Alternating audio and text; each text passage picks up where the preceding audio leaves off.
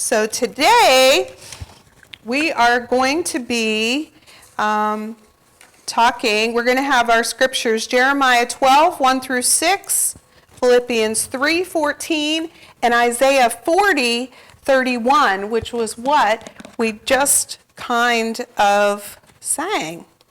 Does anybody remember, or have you ever heard the name Fanny Johnston Flint? No?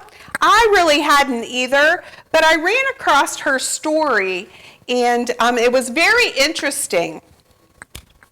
So Fanny had cancer, and she was arthritic. She was incontinent, blind.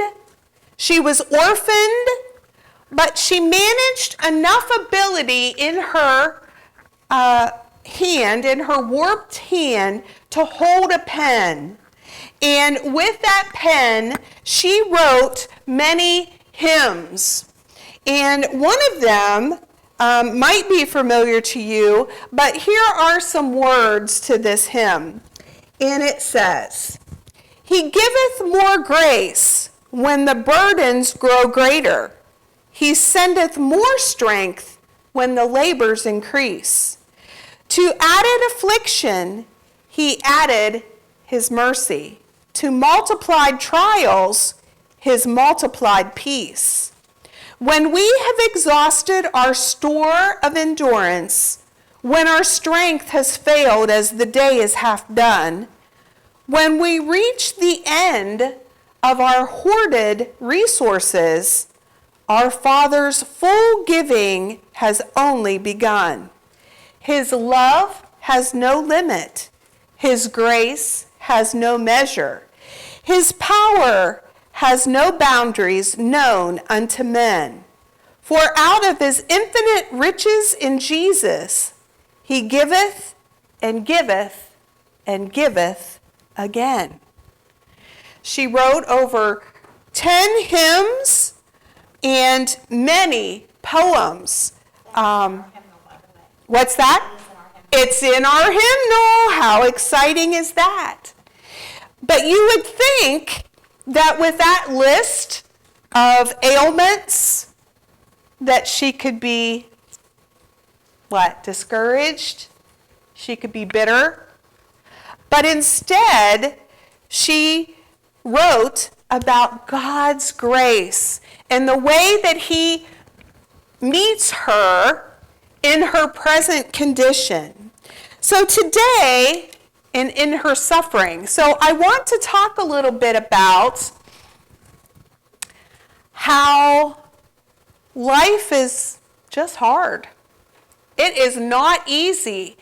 And there are instances where you might not be able to see light at the end of the tunnel.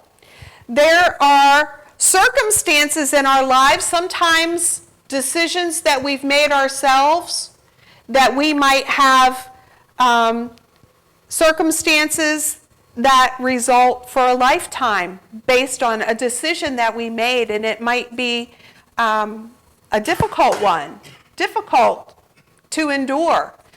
Sometimes other people have made decisions that have caused our life to be difficult, and sometimes it just is. We just have to deal with it. We can't control that medical diagnosis that we have received or that a loved one has received. And sometimes it's not only our own difficulty, but the difficulty of those around us that cause us stress and cause us challenges in our everyday life. So I'd like to read Jeremiah 12, 1 through 6. Now, Jeremiah is, at this point, he is tired and exhausted.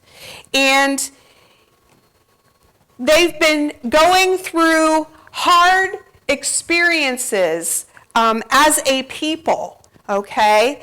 And Jeremiah is looking around him, and he's seeing that the people who are not following the Lord's way, they're doing good, right? Life's good for them. And so this is his complaint to the Lord. Hear these words from our God. Jeremiah 12, 1 through 6. Righteous are you, O Lord, when I complain to you. Yet I would plead my case before you. Why does the way of the wicked prosper? Why do all who are treacherous thrive? You plant them, and they take root. They grow and produce fruit. You are near in their mouth and far from their heart. But you, O Lord, know me. You see me and test my heart toward you. Pull them out like sheep for the slaughter and set them apart for the day of slaughter. How long will the land mourn and the grass of every field wither? For the evil of those who dwell in it, the beasts and the birds are swept away because they said, he will not see our latter end. If you have raced with men on foot and they have wearied you, how will you compete with horses? And if in a safe land you are so trusting, what will you do in the thicket of the Jordan? For even your brothers in the house of your father, even they have dealt treacherously with you. They are in the full cry after you. Do not believe them, though they speak friendly words to you. So what Jeremiah didn't realize at this point, life was hard, but they are about to go into exile. There is going to be years of suffering and oppression that they are going to have to endure ahead of them. So this message today is, what do we do? What do we do when life is hard and it's not going to get any better? For the foreseeable future, it's not going to get any better. Sometimes as Christians, we think that because we accepted Jesus, life is going to be easy. I challenge you to find a statement in this book that says life is going to be easy. It doesn't. I've not found it. Because it tells us just the opposite, that life is going to be hard. Our life is like a flower that blooms and then it withers. As Christians, we have eternity to look forward to. But oftentimes, life is difficult down here, and all we can see is the difficulty that we are experiencing on a daily basis. So I shared with you Fanny Johnston Flynn's story, just a brief synopsis of what she endured and what she did with it. Was it easy? Absolutely not. How many of you are familiar with the name Joni Eareckson Tada? Do you know who Joni Eareckson Tada is? Well, I'm going to tell you. I'm going to give you a rundown from Wikipedia. Joni was born in 1949, and she was named after her father, John. Although her name is spelled Joni, she refers to it as Joni because she was named after her dad. She is an evangelical Christian author, radio host, author, and artist. And she also founded an organization that brings Christianity to those who are disabled. But she was the youngest of 4 daughters, and her father actually participated in the 1932 Summer Olympics. He was an alternate in the wrestling. He had a long career, a successful career in wrestling. And they attended as a family the Reformed Episcopal Church, where Joni attended, in her youth. They were a very active family. Just like her parents, the kids were very, very active. And she herself loved riding horses, hiking, tennis, swimming. And on July 30th, 1967, she was 17 years old. Her sister invited her to go swimming. And they went down to the Chesapeake Bay, and Joni was on a swam over to a platform, and she didn't realize how shallow the water was, and she dove into the water and snapped her neck at the fourth vertebrae. And she had 2 years of rehabilitation. She was a quadriplegic after that. She has lived 45 years, over 45 years, in a wheelchair with no use of her hands. Every morning, a friend comes to the house and brushes her teeth and combs her hair, cleans her up and puts her makeup on. And even though she is paraplegic and unable to move, she has chronic pain. And the older she gets, the more difficult it becomes. Her spinal deterioration is now causing her to slump over in her wheelchair. She is confined to her wheelchair all the time. So during these 2 years of rehabilitation, she was alive, but what was she alive for? She was 17 years old, and she fell into a deep depression, and she was angry, and she had suicidal thoughts and religious doubts. God, why would you do this to me?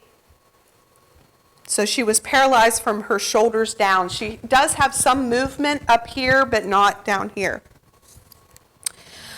During the 2 years of occupational therapy and her initial attempt to recover, she learned to paint with a toothbrush or a paintbrush between her teeth.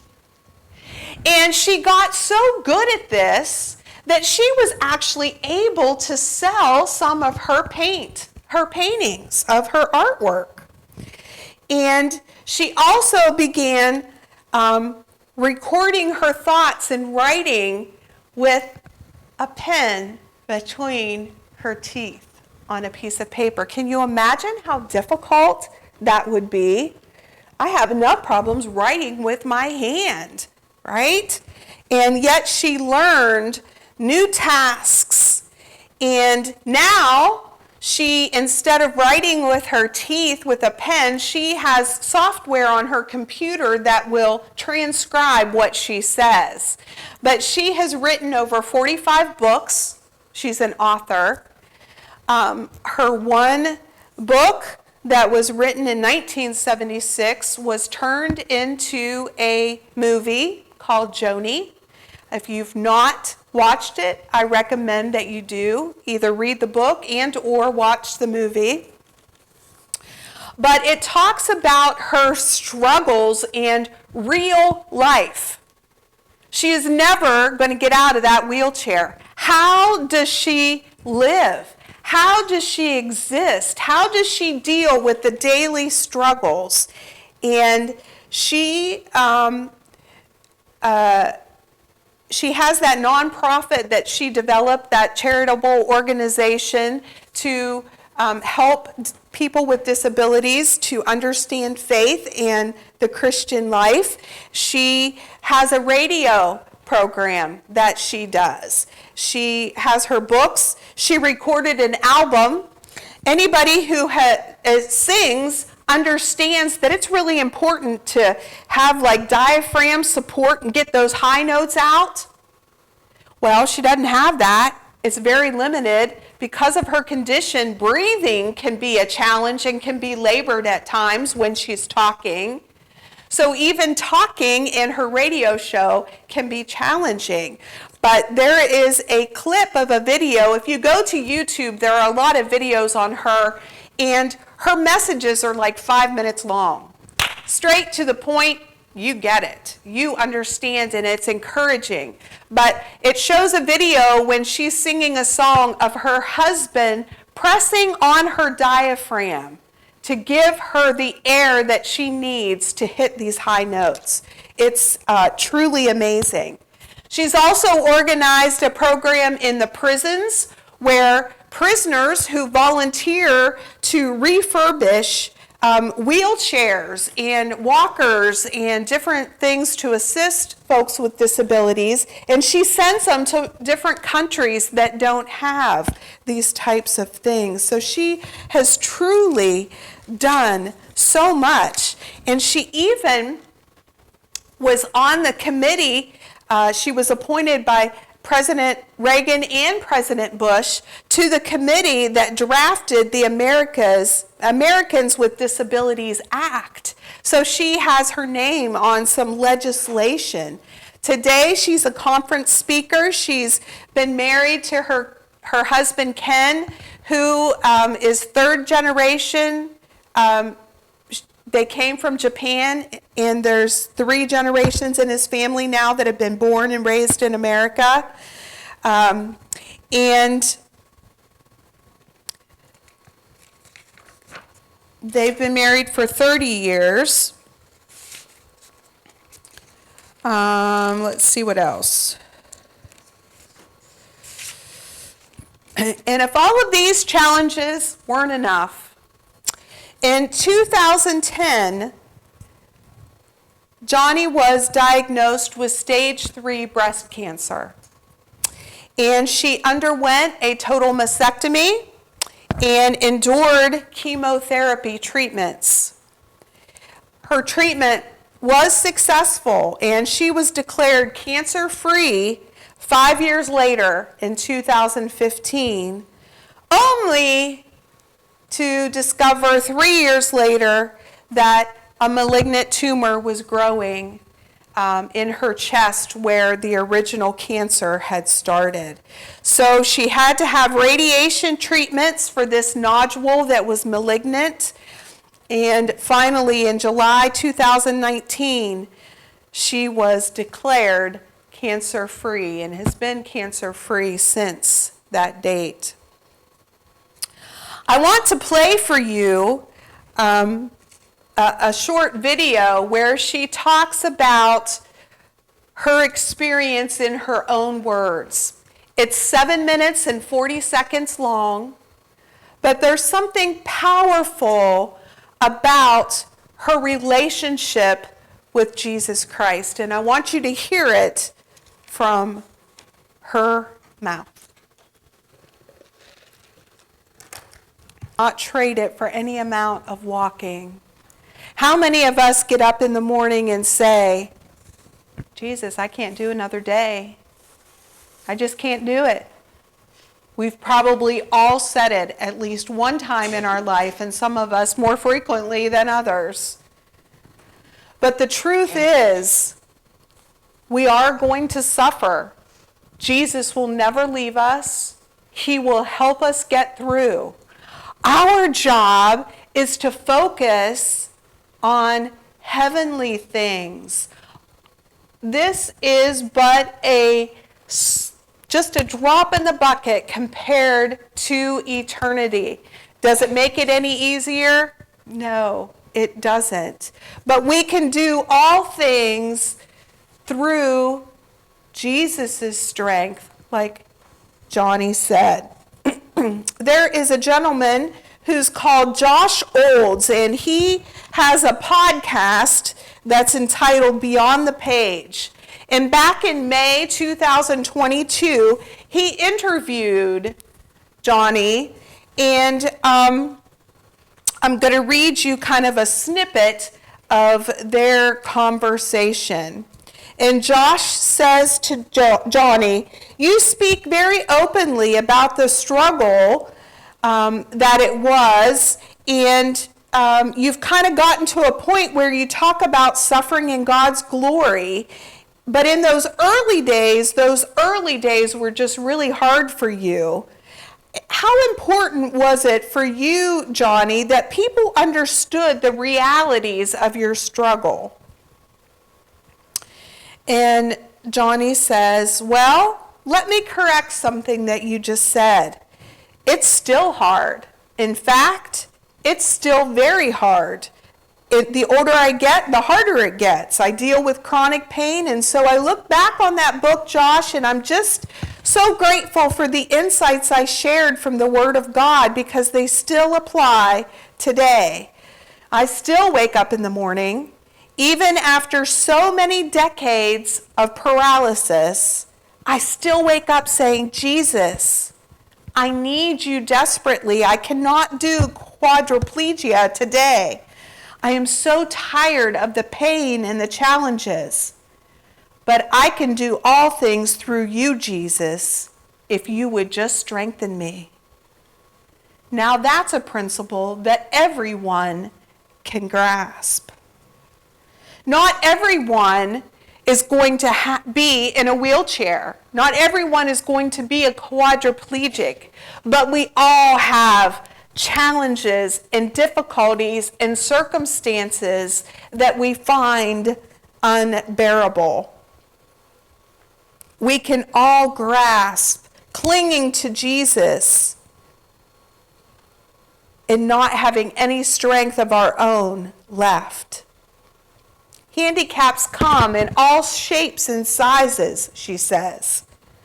And I wanted to focus in that book on the Word of God so that the reader dealing with whatever his challenge might be would grasp those biblical anchors and run with them. And that's why it still might be a book that people would want to read, because the biblical insights are timeless. Those anchors are applicable even to me, the author, so many decades later.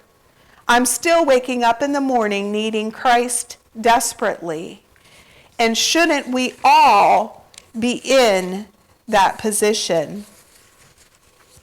Isaiah 40, verses 28 through 31 says, have you not known? Have you not heard? The Lord is the everlasting God, the creator of the ends of the earth. He does not faint or grow weary. His understanding is unsearchable. He gives power to the faint, and to him who has no might he increase strength. Even youths shall faint and be weary, and young men shall fall exhausted. But they who wait for the Lord shall renew their strength. They shall mount up with wings like eagles. They shall run and not be weary. They shall walk and not faint. The Lord is concerned about our hearts and our souls, our motives. And sometimes we are required to endure suffering. And I just want you to leave here today knowing that Jesus is the same yesterday, God is the same yesterday, today, and forever. He will not leave you. He will help you get through whatever it is that you have to endure. And that our focus needs to be on the end result. Because our time here is brief. And we need to live for the Lord and live our faith in such a way that others are attracted to Jesus as well. You can find many videos. Like I said, they're short, they're to the point, they're so easy to understand, but they are impactful. If you'll search Joni on YouTube, you will be encouraged.